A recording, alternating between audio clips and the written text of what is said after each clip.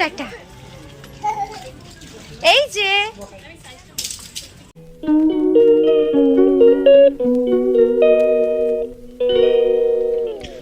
Hello বন্ধুরা, good morning, welcome back to my channel. কেমন আছো তোমরা সবাই? আশা করছি তোমরা সবাই ভালো আছো।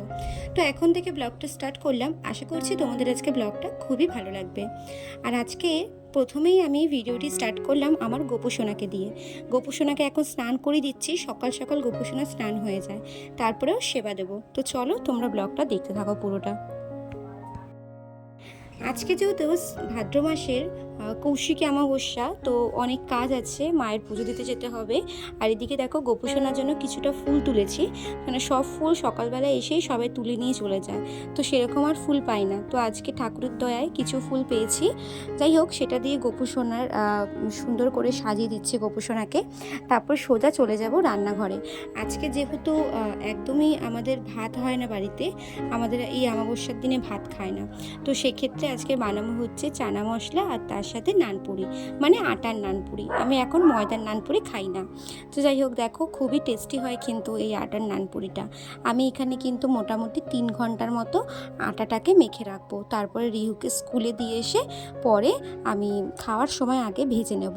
তো এদিকে দেখো পেঁয়াজ, টমেটো, আদা, রসুন দিয়ে সম্বার দিয়ে ভালো করে কিন্তু আমি মশলাটাকে কষিয়ে নেব। আর তার আগে ওখানে আলুটা ভেজে রেখেছিলাম। সকালবেলায় আগে প্রেসারে সিটি দিয়ে নিয়েছিলাম, আগের দিন ভিজিয়ে রেখেছিলাম চানাগুলো। তো এবার ওইদিকে সব কাজ মোটামুটি করে চলে আসলাম। এদিকে দেখো মশলাও আমার কষানো প্রায় হয়ে এসছে। তো চলো তোমরা ভিডিওটা দেখতে থাকো। আশা করছি তোমাদের আজকে ব্লগটা খুবই ভালো লাগবে।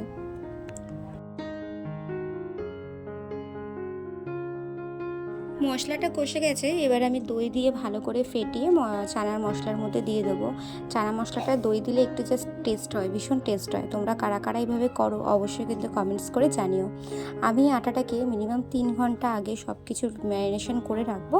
3 ঘন্টার মতো রাখলে কি হয়, নানগুলো ভালো ফুলে।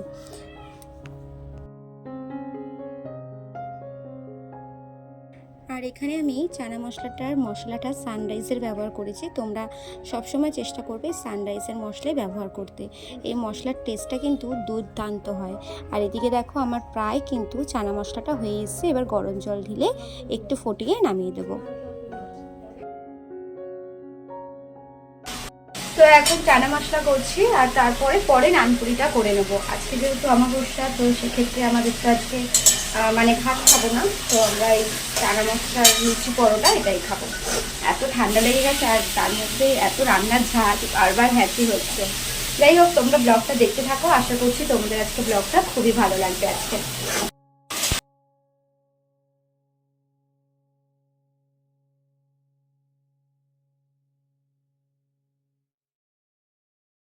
রান্না তো হয়ে গেল, কিন্তু দেখো রিহু বিছানাটার কি অবস্থা করে রেখেছে। এই দিনে সারাদিন যে কতবার বিছানা চাদর ঠিক করি আমিই জানি, আর ভগবানই জানে। যাই হোক, আজকে ভেবেছিলাম বিছানার চাদর ফাদরগুলো একটু সব রোদে দেবো, কিন্তু এটা আর হবে না। আকাশটা দেখি মেঘলা হয়ে রয়েছে। যাই আজকে জানো তো, রিহুর জন্য একটা খুব স্পেশাল একটা দিন, আমার জন্যও তার জন্য খুবই একটা গুরুত্বপূর্ণ দিন। আজকে রিহু প্রথম দিন স্কুলে যাবে, ভাবলেই যেন অবাক লাগে। এই সেদিনকে জন্ম দিলাম, আর এখন আমার ছেলে এখন স্কুলে যাবে। ও খুব খুশি জানো তো, আজকে স্কুলে যাবে। ওকে যখন বলছি পাপা তুমি স্কুলে যাবে, ও কি সুন্দর মাথা নাড়াচ্ছে।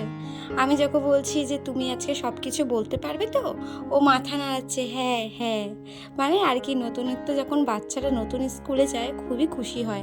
তো ওকে ওর জন্য তাড়াতাড়ি করে রেডি করিয়ে দেবো, ওর সুন্দর মুহূর্তটা তোমাদের সঙ্গে শেয়ার করব। আর তারপরে আজকে ওয়েদারটা এতটা সকালবেলা দেখলাম মেঘলা, তারপরে আবার দেখলাম একটু রোদ্দুর উঠেছে। এদিকে সব কিছু গুছিয়ে টুছিয়ে আবার চলে আসলাম রান্নাঘরে। এসে শুধু বললাম না, বাদবাকি জলটুকু দিলেই চানা মশলাটা হয়ে যাবে। তো একটু কম আঁচ করে চলে গেছিলাম বিছানাটা গোছাতে। তো এসে দেখলাম মশলাটা একদম পুরোপুরি কষে গেছে। একটু গরম জল দিয়ে এবার জাস্ট 2 থেকে 5 মিনিট ফুটলেই নামিয়ে দেবো। মিনিমাম 5 মিনিটসের মতো রাখবো। এইভাবে চানা মশলা খেতে আমার দারুণ লাগে। আর সত্যি আজকে চানা মশলাটা কিন্তু জাস্ট ফাটাফাটি হয়েছিল, মানে তোমাদের দাদাভাই খুবই প্রশংসা করেছে। আর এইদিকে দেখো আমি একটু আটাটা চেলে নিচ্ছি, যেহেতু বর্ষাকালের আটা যতই তুমি মানে চেলে রাখো না কেন, সেই না কীরকম যেন হয়ে যায়। যদি কখনো পোকা টোকা থাকে তো ভালো করে আগে চেলে নিই। আমি যে কোনো কিছুই রান্না করতে চাই না কেন, আটা হোক, ময়দা হোক, বেসন হোক, আমি একটু চেলেই নিই, নয়তো আমার যেন কেমন গাটা ঘিনঘিন করে। তোমরা কারা কারা এরকম করো অবশ্যই কিন্তু কমেন্টস করে জানিও। এখানে আমি বেকিং সোডা দিয়েছি, তার সাথে দিয়েছি টক দই, মানে আধ বাটির মতো টক দই দিয়েছি, 1.5 চামচের মতো বেকিং সোডা দিয়েছি এবং নুন চিনি তেল যা দিয়ে আর কি ময় সেটা দিয়েছি। এখানে নামানোর আগে দিয়ে দিলাম কসুরি মেথি। কসুরি মেথি দিলে কিন্তু যে কোনো জিনিসের স্বাদ কিন্তু দ্বিগুণ হয়ে যায়। আমি বেশিরভাগ ক্ষেত্রেই কসুরি মেথিটা ভীষণ ভালোভাবে ইউজ করি। আর তারপরে দেখো এখানে ময়দাটা মেখে নেব। ময়দাটা মেখে আমি মিনিমাম 3 ঘন্টার মতো রেখে দেবো। ওইদিকে রিহুকে স্কুলে দিয়ে আস্তে আস্তে আমার ওইদিকে 1.5 ঘন্টা, তারপরে খেতে খেতে ওইদিকে 3 ঘন্টার মতো হয়েই যাবে। এদিকে দেখো রিহুকে রেডি করে দিচ্ছে। রিহু দেখো চুপ করে লক্ষ্মী সোনার মতো বসে রয়েছে। আর এদিকে দেখো ও কিন্তু স্কুলেও চলে এসেছে। এই স্কুলটা হচ্ছে মানে বাচ্চাদের সরকারি যে স্কুলগুলো হয় সেগুলো, মানে ওই জাস্ট মানে টাচ আপে থাকে, যেহেতু কিছুদিন পরেই ওকে স্কুলে ভর্তি করব। তো এখানে যাতায়াত থাকলে কি সবার সঙ্গে থাকলে ও অনেক তাড়াতাড়ি কথা শিখবে এবং সব কিছু ক্যাচ করে নিতে পারবে, যার জন্য ওকে এখানে দেওয়া। ওকে নিয়ে মলে আসলে আমি পাগল হয়ে যাই, সত্যি যা করতে থাকে কোথায় কোথায় ঢুকে যায় বুঝতে পারি না। আজকে সকাল থেকে দুপুর অবধি এইভাবেই কাটলো, বিকেলে একটা ইনভিটেশন আছে। তো চলো আজকের মতো টাটা, আবার দেখা হবে খুব শিগগিরই নতুন কোনো ব্লগের সাথে। ব্লগটা কেমন লাগলো অবশ্যই কিন্তু কমেন্টস করে জানিও।